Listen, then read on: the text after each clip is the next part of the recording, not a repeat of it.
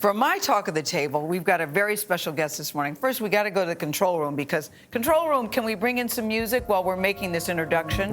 Why? Because he loves this song. We're talking to Hall of Fame coach and CBS Sports analyst. That's Bill Cowher. Before these fancy titles, that's for you, Bill. He was just Billy from Crafton, PA. Now he's an author. His new book, Heart and Steel, is published by Simon & Schuster, a division of Viacom CBS. And he takes us along in his journey as a player for Cleveland and Philadelphia, but most of us know him for his success as a head coach of the Pittsburgh Steelers. 15 seasons. Listen to this record.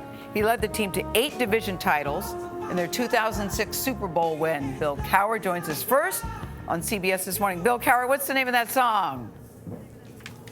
That's the way of the world now, Gayle. Yeah. Earth, Wind, and Fire. Yep. On page 17, you said that sort of described my life in many ways. But this is what I want to say to you, Bill Cowher. I read your book.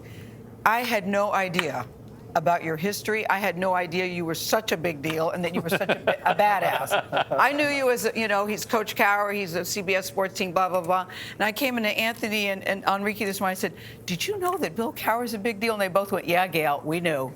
We knew. So anyway, I love you. I love the book and love your story. 34 years old, you are head coach of the Pittsburgh Steelers.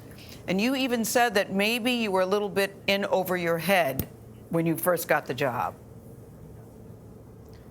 I was, Gayle. I went back to my hometown, and I remember the night I was offered the job. I was back in Kansas City, and I told my wife, Kay, at the time, wow, I'm going back to my hometown. If I don't screw this up in 3 years, I can go back to my 20th high school class reunion as a head coach of my hometown team. Yeah. So my first goal was not to get fired in the first 3 years. and ironically, I did go to my 20th high school class reunion right after we had lost the championship game against the New England Patriots, and it was a river cruise. I went on a river cruise. You can't get off a river cruise. I heard about all the things that we should have done. All my classmates telling me the things that I should have made, mistakes I should have made. Yeah, you're right. But you're Bill, right. Yeah. Bill, even your dad. I'll look at my clock. Bill, even your dad says, God, those stupid Steelers. Can you believe it? And you said to him what?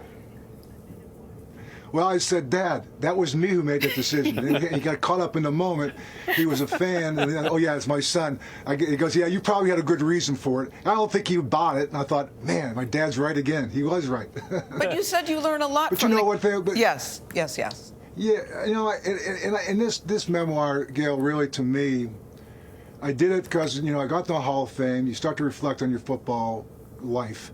The pandemic comes, you start to reflect on your own life. It just seemed like the right time to go back, and people have this perception of me, whatever it may be, but you don't really know me. And to find the right collaborator, and that being Michael Hawley, a guy who went to Point Park College, a guy who from Northeast Ohio, we sat down and we put this together, and it's a series of hardships, opportunities, and lessons. And that's what life is about, right?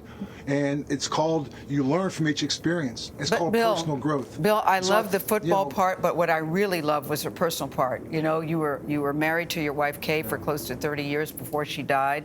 You clearly adored her. You talk a great deal about the marriage. And then after she dies, you lose your father, too, in a very short period of time. So you had a huge 1-2 punch.